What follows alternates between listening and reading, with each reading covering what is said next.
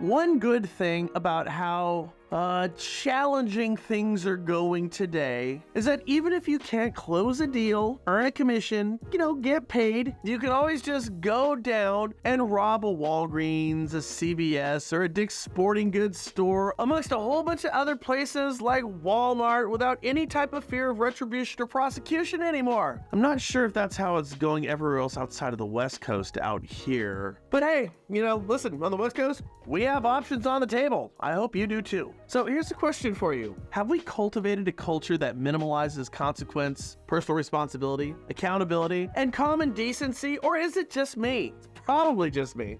It's just you.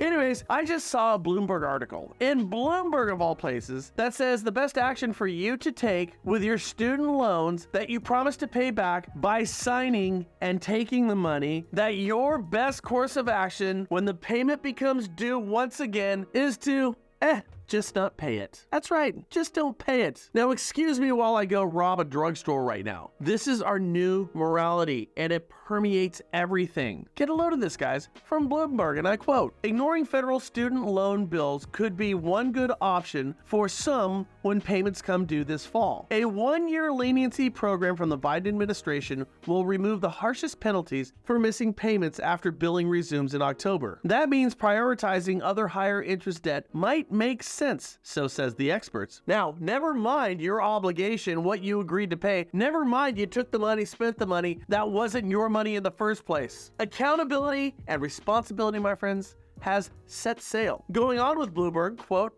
"Although bills will be sent out and interest will accrue, borrowers who miss payments will not be considered delinquent, reported to the credit bureaus, or placed in default. They also won't be referred to debt collection agencies, and the interest accrued during the on-ramp period," that's what they call it, the on-ramp period, "won't capitalize, meaning it doesn't get added to the loan's principal." Ain't that sweet of them? Everybody gets a participation trophy. Yay. We don't keep scores anymore. Grades hurt feelings, and consequences, well, they're fleeting. Here's the problem. Reality is going to get in the way of this, guys, and it will. Okay, so let's just walk through this. You don't make your payments on your student loans. That's not reported as late, but it's reported that you didn't make the payment. Okay, so that's not factored into your DU algorithm or findings. Or is it? Because the last time I checked, lenders hate foreclosures and they are now more than ever adverse to any type of risk. So yes, your government may tell you that your obligatory payments don't need to be met, but the private sector is going to say, yeah, I want to know those are paid. Also quietly, but they're going to do it because they have a different take than the government does on this issue. So when your loan, your mortgage gets turned down in the future,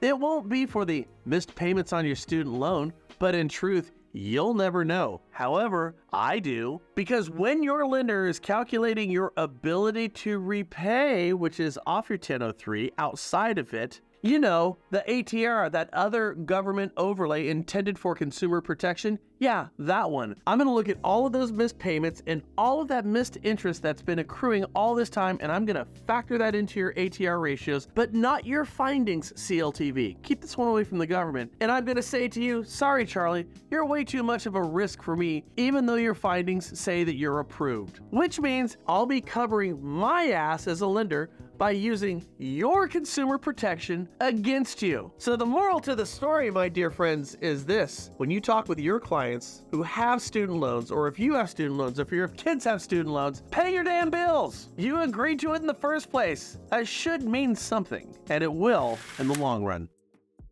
All the arrows in your quiver are just going to make you better at what you do, and you're going to need to in the coming months. Oaktree has a killer new product. It's their RTL loans. It's their residential transitional loans. It's your short-term lending. Unlike short-term lending from years ago, the rates are really competitive, the terms are fantastic, and they have amazing utility for anybody who finds himself in a situation to where there's a real opportunity. And loan officers, be a part of this. Don't overlook residential transitional loans. These things are huge. Use it as a marketing piece with your real estate agents. Get in front of your referral partners right now. My God, it beats the alternative. Listen, talk to these guys, they'll help you out.